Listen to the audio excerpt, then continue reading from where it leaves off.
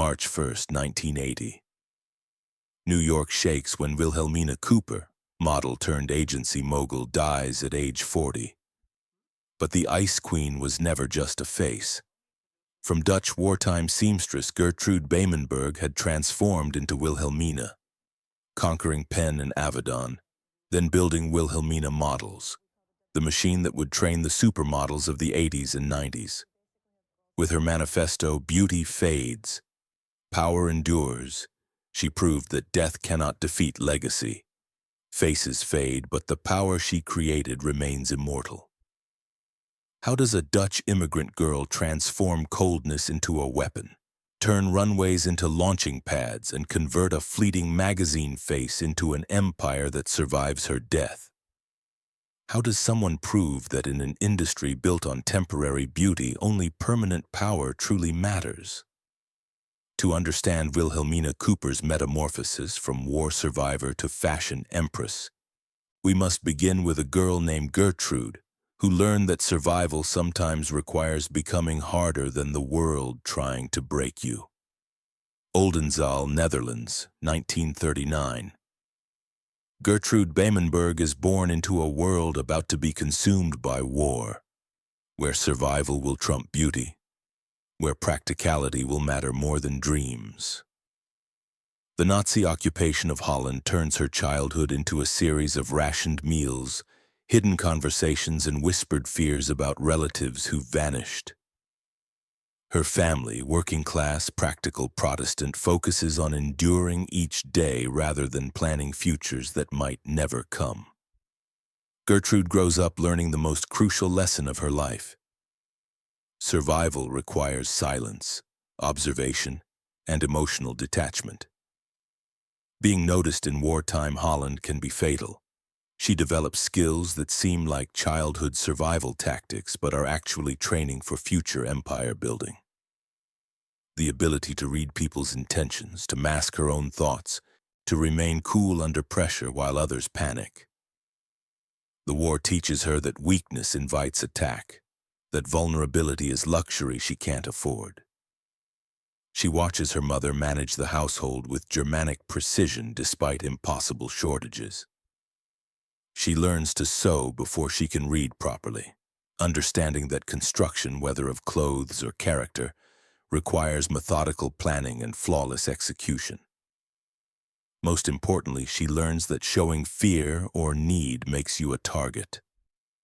When the war ends in 1945, 6-year-old Gertrude has absorbed lessons that will shape everything she becomes. That the world is dangerous, that survival requires strategy, that emotional coldness can be protection rather than defect. She doesn't know it yet, but she's already developing the armor that will later make her the Ice Queen of fashion. Her father works in a textile factory when work is available. Her mother takes in sewing to supplement their income. Gertrude learns to sew before she learns to read properly, her small hands guiding fabric through machine stitches while her mother monitors the quality with Germanic precision. The work teaches her about construction, about how things that look effortless require meticulous planning and execution. After the war ends, the family makes a decision that will change everything. They emigrate to America. It's 1947 and Holland is slowly rebuilding, but opportunities remain limited. America promises possibility, though it also promises uncertainty. Gertrude, now 7 years old, crosses the Atlantic carrying a single suitcase and no English, but with something more valuable. The understanding that identity is fluid, that you can become someone completely different if you're willing to work hard enough. The family settles in Chicago, where Gertrude's father finds work in another textile factory and her mother continues taking in sewing. They live in a small apartment in a neighborhood full of other European immigrants, people who've left everything behind for the chance to build new lives. Gertrude learns English quickly, but she never loses her Dutch accent entirely, and she never loses the emotional reserve that war and displacement taught her. At 15, she's nearly 6 feet tall, towering over her classmates, awkward in the way of girls who grow too fast. Her height makes her feel like a freak, but it also makes her visible. She starts working part-time in a garment factory using skills her mother taught her, earning money that helps the family while learning about fashion construction from the inside out. She understands how clothes should fit, how they should move, how they should flatter or disguise. The discovery happens by accident, as most discoveries do. Gertrude is walking home from work, still wearing the simple dress she's altered to fit her unusual proportions, when a photographer notices her on the street. Not because she's conventionally beautiful, she's not by 1950s standards, but because she has something more interesting than beauty.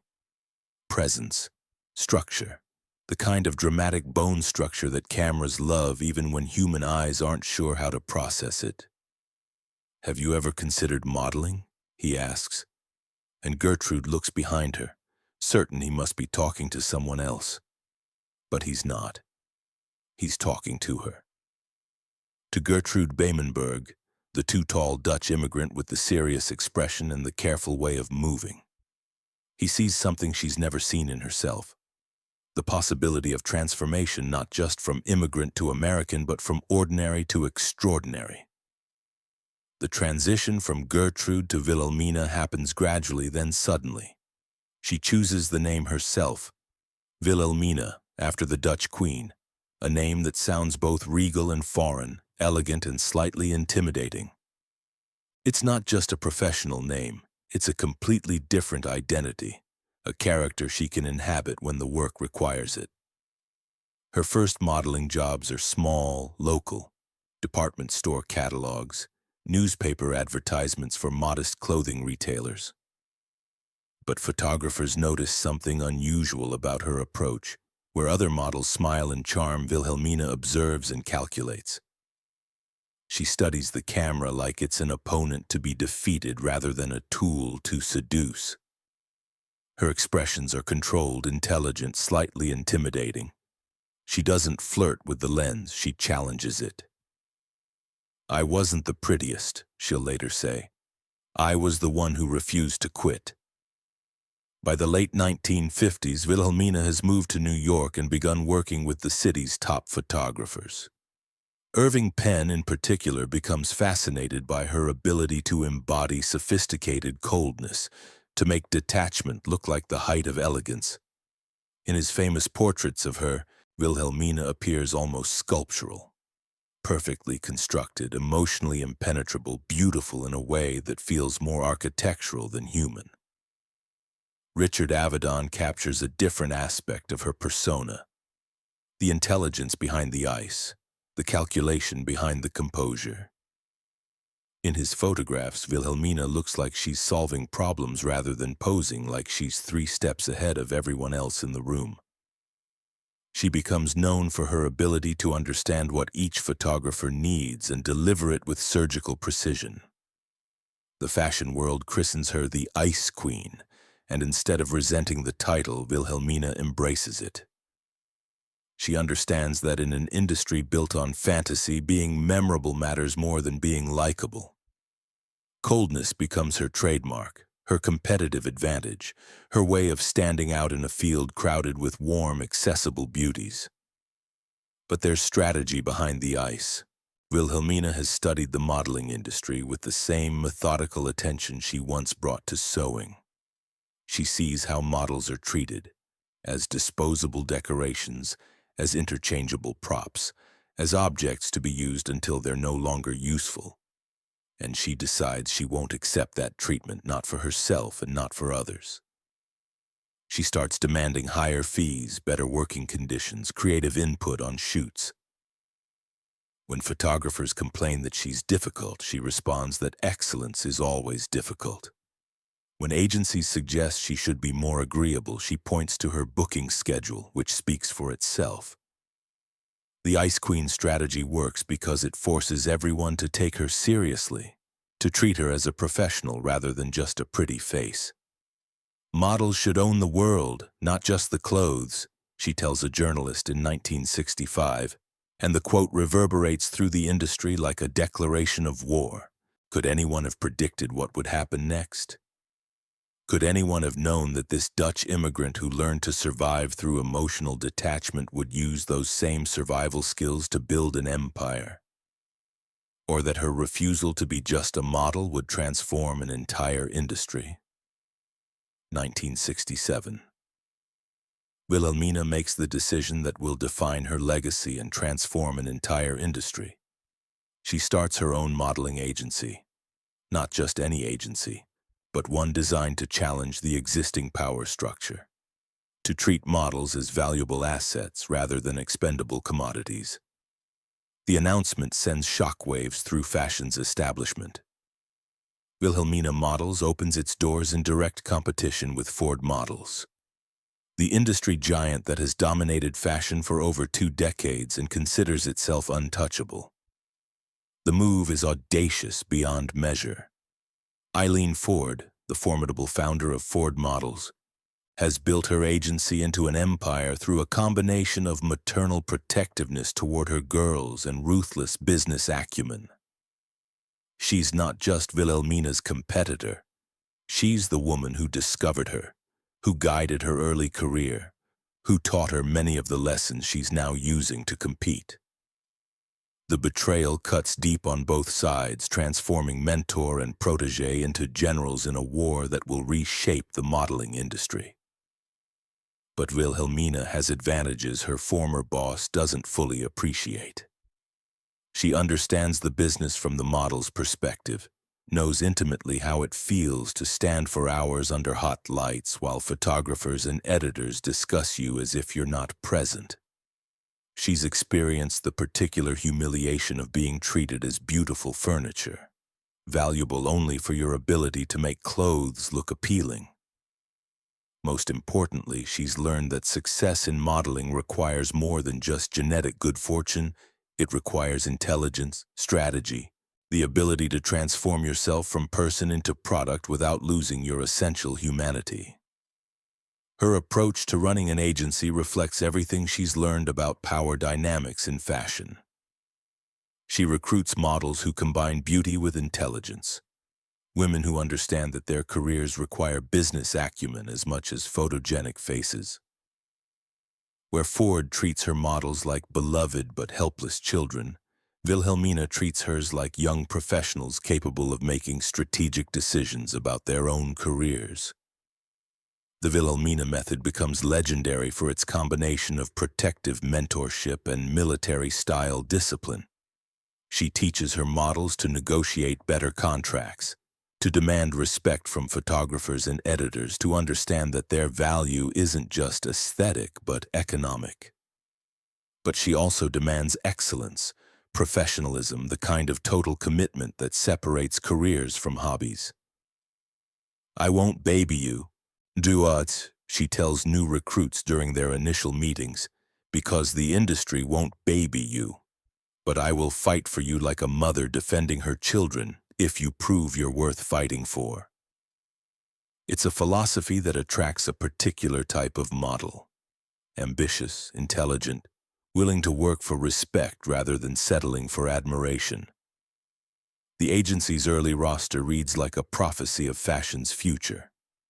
Naomi Sims, one of the first black models to achieve major commercial success, becomes Wilhelmina's breakthrough discovery, a woman whose dignity and intelligence perfectly embody the agency's philosophy that beauty without brains is just decoration. Under Wilhelmina's management, Sims breaks barriers that seemed unbreakable, appearing on magazine covers that had never featured black models, proving that diversity isn't just morally right but commercially smart. Janice Dickinson, who will later claim to have invented the term supermodel, represents another aspect of Wilhelmina's vision. Models who are personalities in their own right, who understand that attitude and charisma can be as valuable as perfect features. Dickinson's fierce confidence and outspoken personality would have been liabilities at traditional agencies that preferred their models decorative and silent. At Wilhelmina Models, these qualities become assets. The training process Wilhelmina develops for her models becomes an industry template. She doesn't just teach them how to walk and pose. She teaches them how to think strategically about their careers. Every model receives business education alongside beauty training. They learn to read contracts, understand royalties, negotiate rates. They study the work of legendary photographers to understand what makes images iconic rather than just pretty. But perhaps most importantly, they learn the Ice Queen philosophy. That coldness can be power, that maintaining emotional distance isn't cruelty but professionalism, that the fashion industry will try to consume them unless they're strong enough to maintain boundaries. Wilhelmina teaches them to love their work without losing themselves in it, to be professional without being personal. The competition with Ford models escalates throughout the late 1960s and early 1970s. Industry events become battlegrounds where the two agencies compete for the attention of photographers, editors, and clients.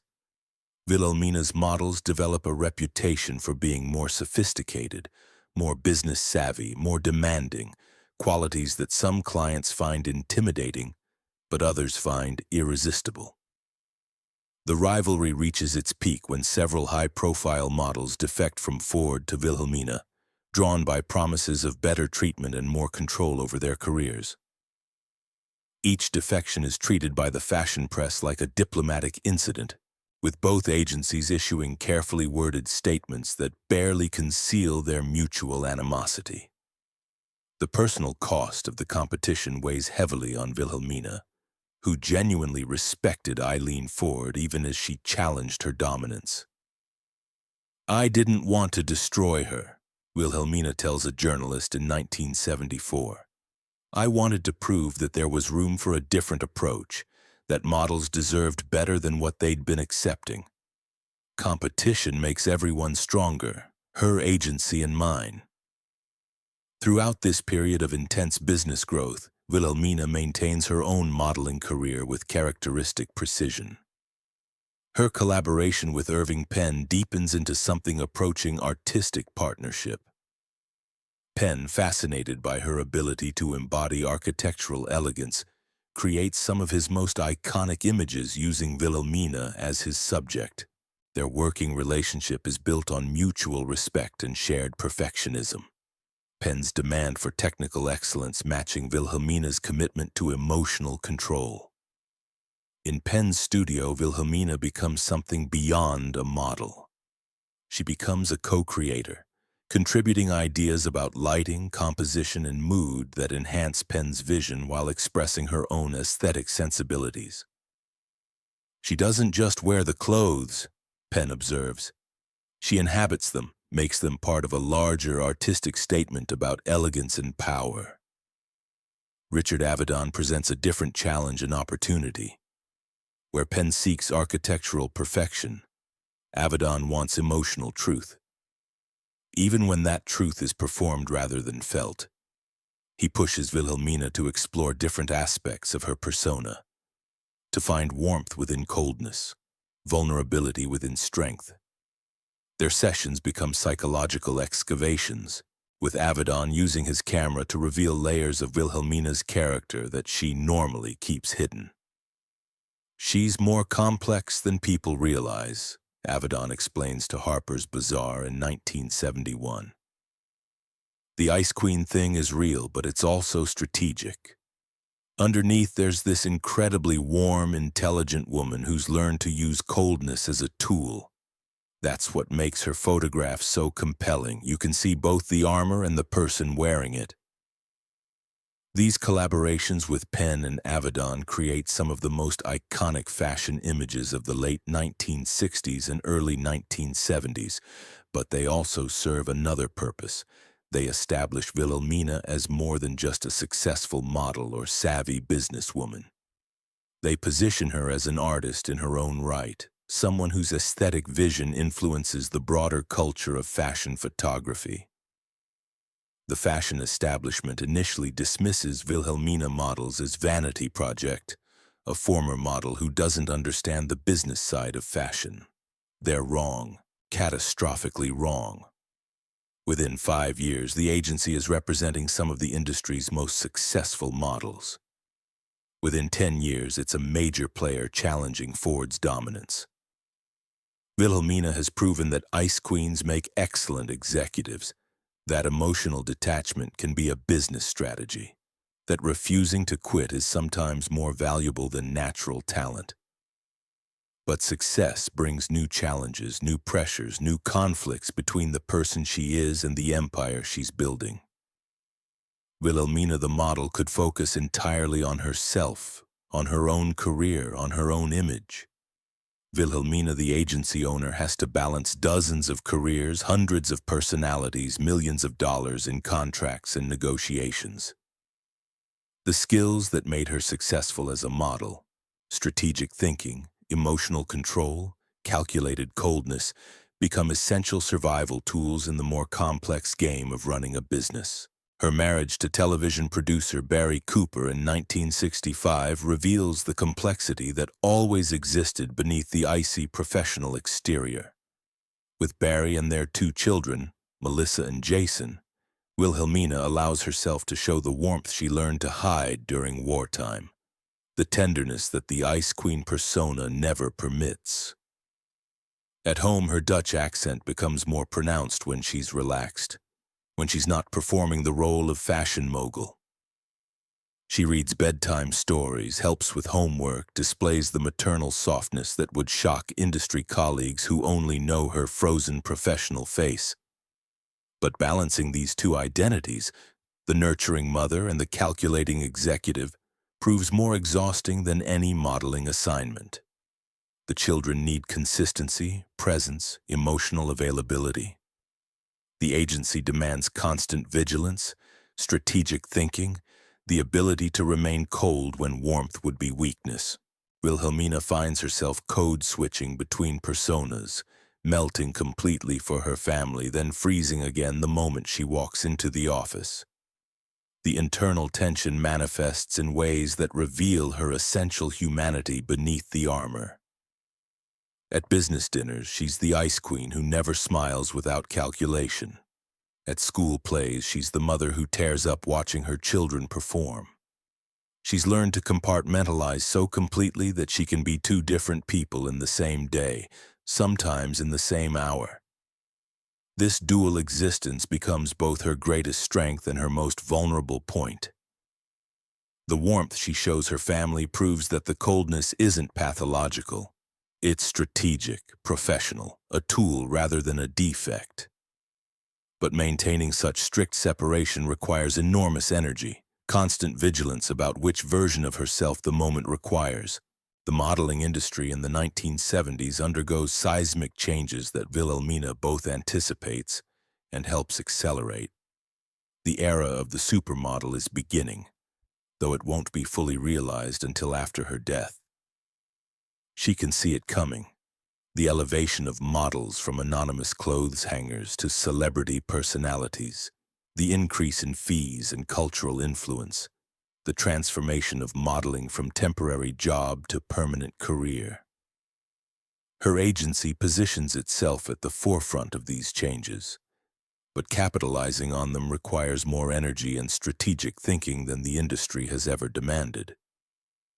By the mid-1970s, Wilhelmina is managing one of New York's most successful modeling agencies while maintaining her own modeling career, raising 2 children, and supporting Barry's television production work. The demands are relentless, requiring her to code switch between multiple roles dozens of times per day.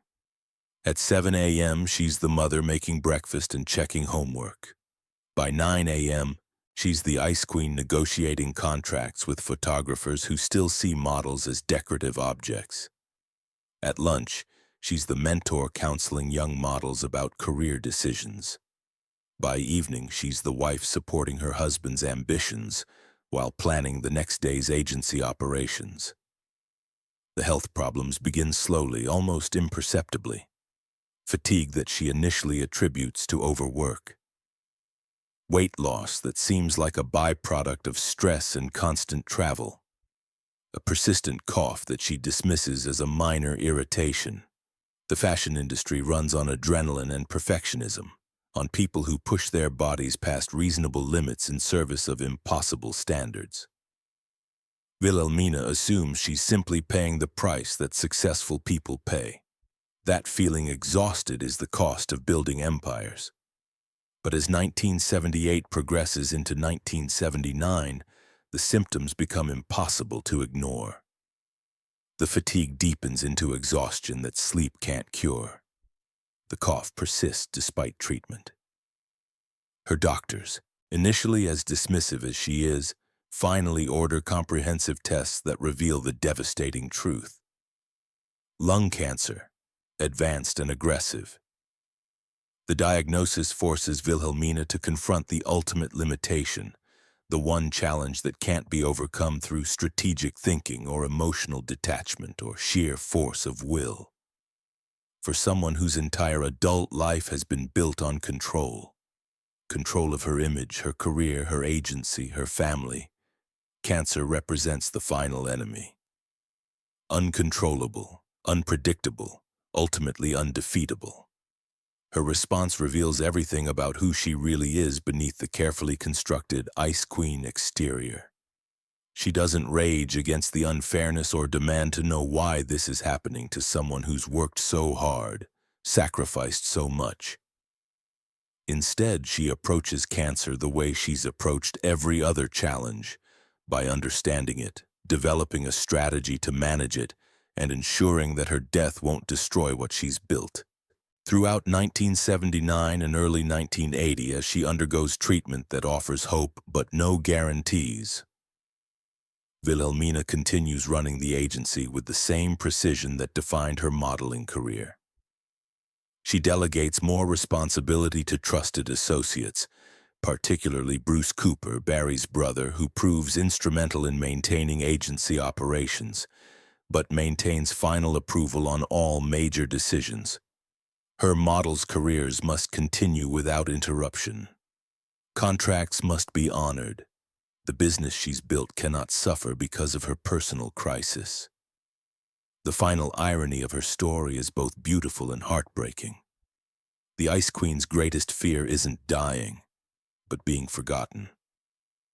She spent her entire career understanding that beauty fades, that physical appearance is temporary, that individual fame is ephemeral. That's why she built something larger than herself, an institution that could outlive its founder, a business model that could continue expanding her vision long after she was gone. In her final months, friends and colleagues notice her sharing memories and lessons with unusual openness, as if she's trying to download decades of experience into the people who will carry on her work. She talks about the early days in Holland, about learning that survival sometimes requires emotional armor, about discovering that coldness could be transformed from weakness into strength. She speaks about her hopes for the agency, about the young models she's mentoring, about her vision of a fashion industry where beauty and intelligence are partners rather than competitors. The irony is both beautiful and tragic. The Ice Queen's greatest fear isn't dying, but being forgotten. All her life, she's understood that beauty fades, that physical appearance is temporary. That's why she built something larger than herself, something that could survive beyond her individual existence. Wilhelmina Models isn't just a business. It's her bid for immortality, her way of ensuring that her name and her vision will continue long after her body gives out. Her final months reveal the complexity that always existed beneath the icy surface. With her family, she becomes increasingly tender, more openly affectionate, as if the approach of death has finally given her permission to show the warmth she spent decades hiding. With her business associates, she remains strategic and focused, making sure every detail is arranged for the agency's continuation without her.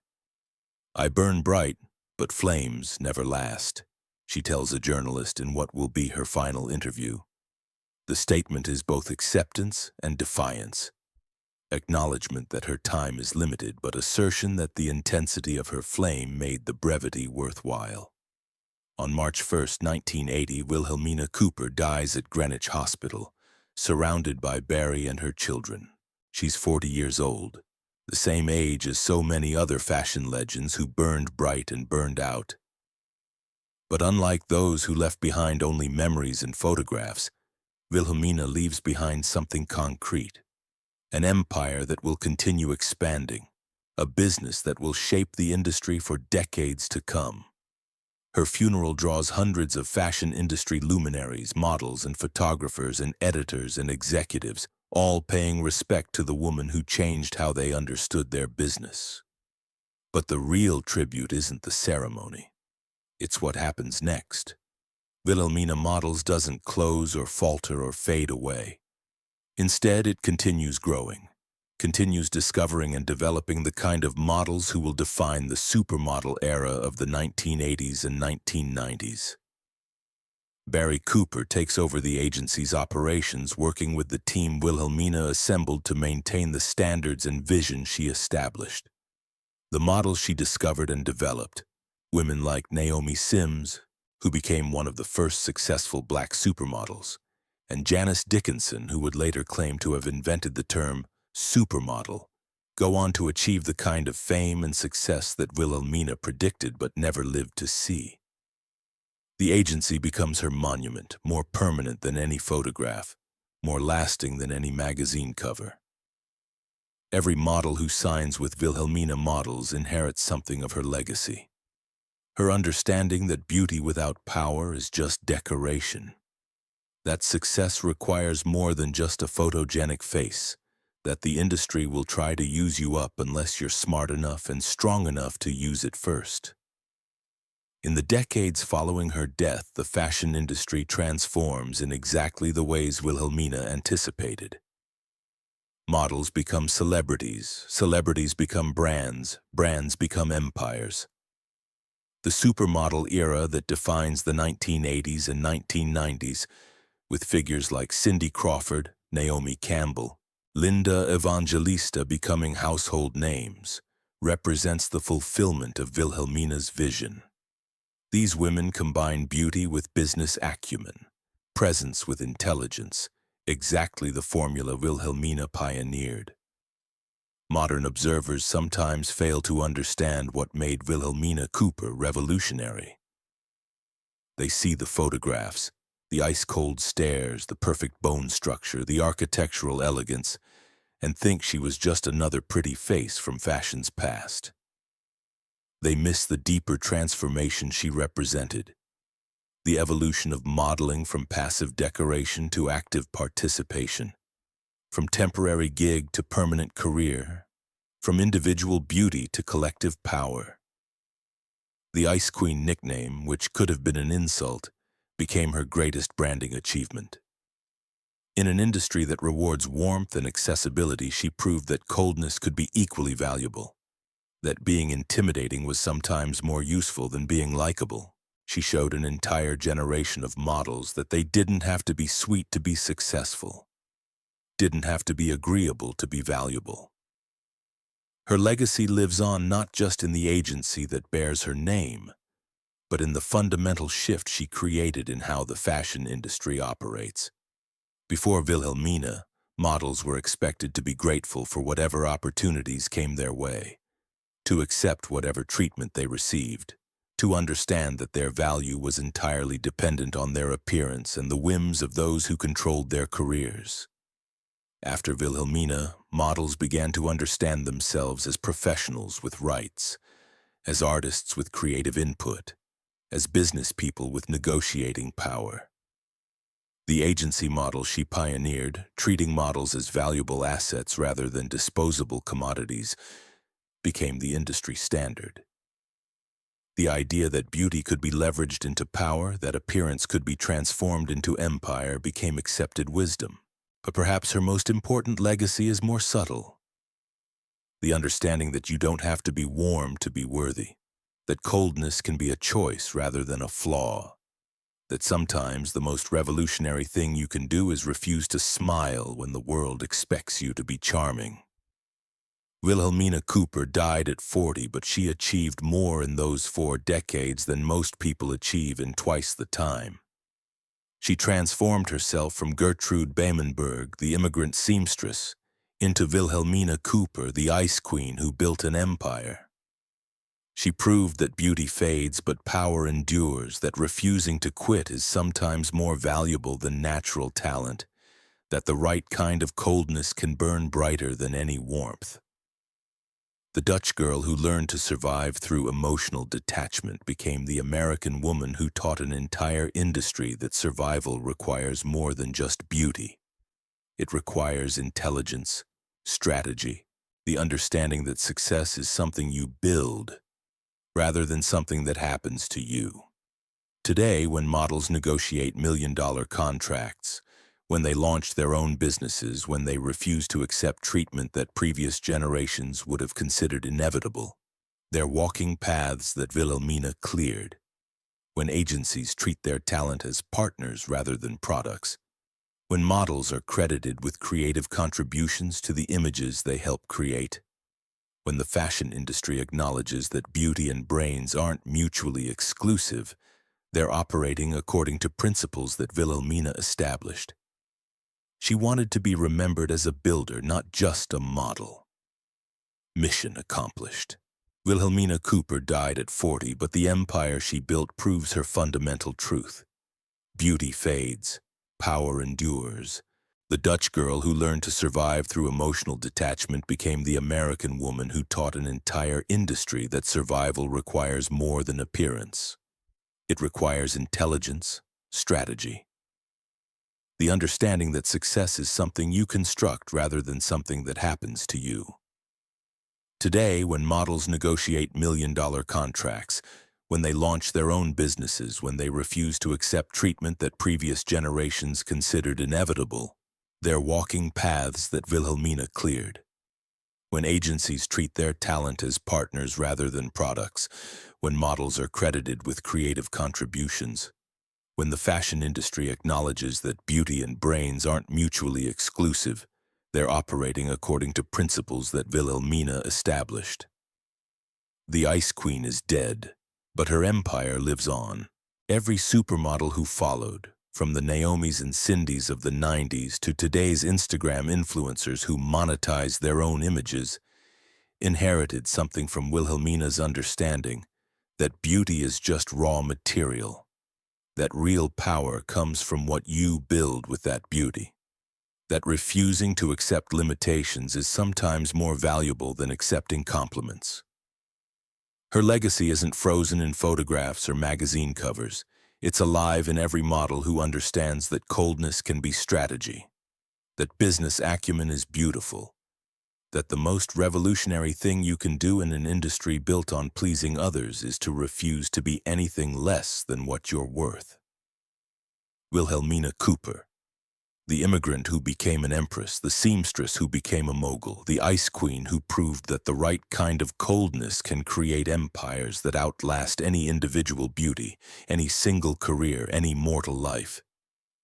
Beauty fades. Power endures, and 40 years after her death, Wilhelmina Cooper remains one of fashion's most powerful figures. Not because of how she looked, but because of what she built, not because of her beauty, but because she refused to let that beauty be the only thing she was remembered for. In an industry built on fleeting beauty, which legacy truly endures? The face on a magazine cover or the power you leave behind after you disappear? The Ice Queen answered that question with her life, and her empire continues answering it every day.